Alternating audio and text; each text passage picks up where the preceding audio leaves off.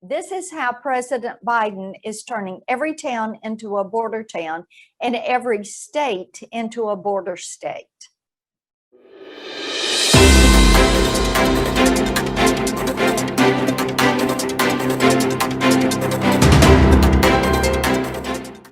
Hello, everyone. I'm Brandon Lewis with the Tennessee Conservative News, and we are joined by Senator Marsha Blackburn to talk about a topic that many grassroots conservatives and Republican primary voters are concerned about in Tennessee, and that's illegal immigration. Senator, thank you for coming here to talk to our audience about this very important issue.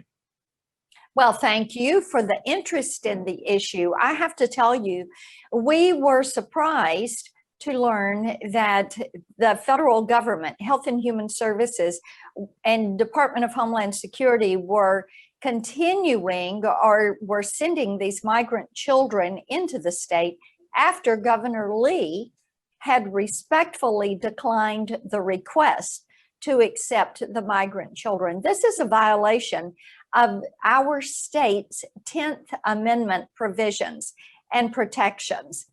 And the fact that the federal government would do it anyway, after they have been told no, is something that is, it's just not what you want to see from a federal, state, and local government partnership. And one of the reasons that they are doing this is because the federal government would really like to transfer the cost of attending to child services and housing and health care and education to your local community. So that is why they are doing this. It puts it as a burden on your local and state governments. Absolutely. And I don't know if you know or not, but here at the Tennessee Conservative, we broke the story on the Migrant Detention Center here in Chattanooga, Tennessee. Yeah. Bill Lee authorized it in 2019. There are records and documentation that he did that against really the Republican leadership did not want it, but he authorized it anyway, and it's turned into quite a mess. Our county mayor, no one knew it, state legislature, etc. And just yesterday, we broke a story that not only are they bringing these illegal aliens into the Chattanooga airport under cloak of darkness, but now they are busing them in, switching buses at airports, and also distributing them throughout the state of Tennessee. And to my knowledge, I haven't seen any action at the state level to stop this, which is where it really needs to happen. What do you know about this here's issue? the thing. After President Obama did the DACA program back in 2014, then I visited one of these detention centers at Fort Sill. Now, what we then decided to do was an investigation or start looking at the Office of Refugee Resettlement, which oddly enough, they were having trouble, if you will, complying with their audit and tracking their dollars. So we did an investigation into this in 2015. And then President Trump comes in, he gets the issue at the border under control. And now what are you seeing?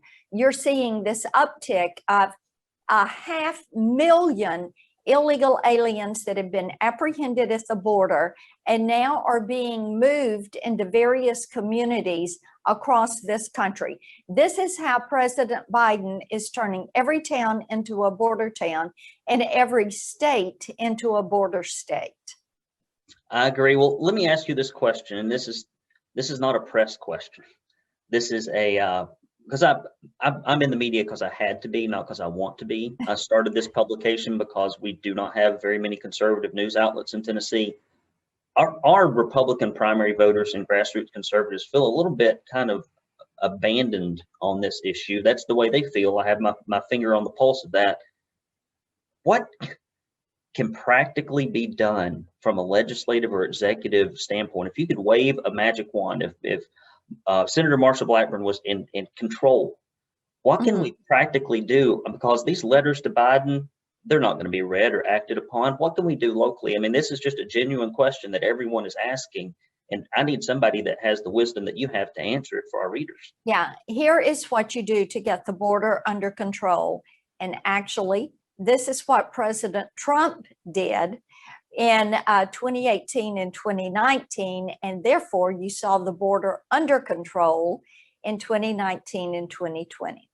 There are three things the Border Patrol agents have asked for, and that is they want a wall, a physical barrier. That has been the top of their list. And the fact that that wall was being built, the fact that there were people working construction on that border, that really helped. And the cartels got the message that that border was going to be secured. Number two, the cartel has asked, the Border Patrol has asked for better surveillance and technology because the cartels are very sophisticated. These are international organizations. They are housed there in Mexico. They're in complete control of that border. On the Mexican side of that border, there is no one who crosses that border without first paying the cartel or agreeing to work for the cartel and work out their fee once they get to the United States. Now, these cartels are surveilling our law enforcement, whether it's the CBP, ICE, local law enforcement. They're surveilling them every day. They have the spies who are up in the mountains on the Mexico side of that border. And our guys need to have better surveillance technologies. They should get that. President Trump was giving them that. Number three, they need more agents and officers so that they can deal with this. Now, President Trump did something else that was of tremendous help and really helped to free up the Border Patrol so they could do their job. And that was the Remain in Mexico policy, these migrant protection protocols. And I have legislation that would put those in statute and put them back on the books. That is how you help our Border Patrol. And that is how you protect our nation's sovereignty. It is how you secure this southern border. Now, the fact that President Biden and Vice President Harris have neither one been to the border to see this situation, to ask the question, what do you need us to do?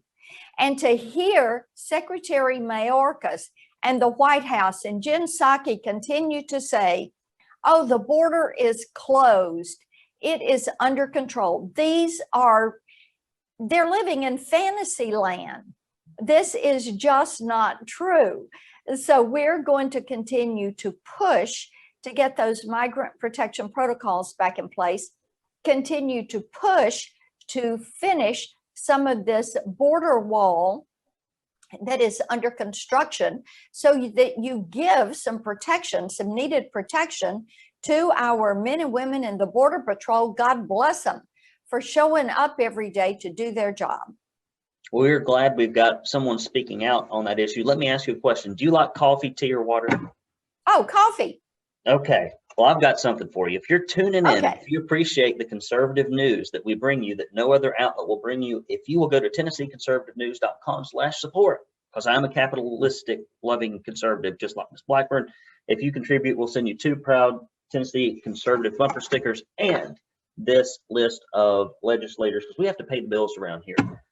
Unfortunately, we can't tap into taxpayer dollars around here. We got to fund it the old-fashioned way through grassroots. And if you give $50 more, you get this free conservative tumbler, proud Tennessee conservative tumbler. If you put Joe Biden's border policies in here and if you shake them up and dump them out, they actually come out as something common sense that would work. It has magical properties. Thank you for indulging me in that commercial. What else is going on that you want to talk about as it relates to this issue, Senator?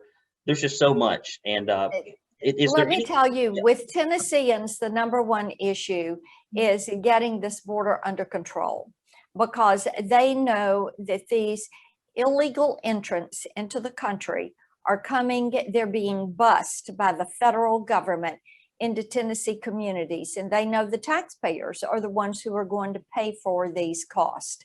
And it will be at the state and local level. So we are focused on that. We are continuing to do our work, holding big tech accountable and looking at the Section 230 reforms and the privacy bill. My legislation is filed on that. We are heavily involved in the Senate Armed Services Committee, looking at funding for our military and our National Guard. And by the way, May is Military Appreciation Month. We are also working diligently for our veterans. I've got a hearing in just a little bit that I'm going to be going to, making certain that we're getting the care to the veterans that they are going to need. So we've got a pretty full plate right now, but just ever so grateful for the opportunity to be of service to the people of Tennessee. Well, Ms. Blackburn, thank you for being here. Sure. We appreciate it. If there's anything you can do to give some of our state and local officials the kind of courage and conviction you have on this issue, I know it's not your bailiwick, but we need something to be done at the state level, because we know they're going to continue to pour over the border. Right. A lot of women are leading in our state right now, Janice Bowling and a few others, and we need the ladies to give these men some courage. I'll be honest. We need the ladies to give these women You got some that courage. right. Well, I like to say I've got a titanium black backbone. And so, you know, this is something we're going to continue to push. Thank you very much. Brandon Lewis here with the Tennessee Conservative News. Thank you so much to Senator Marsha Blackburn, who cares about the grassroots out there. Until next time, I'm signing off.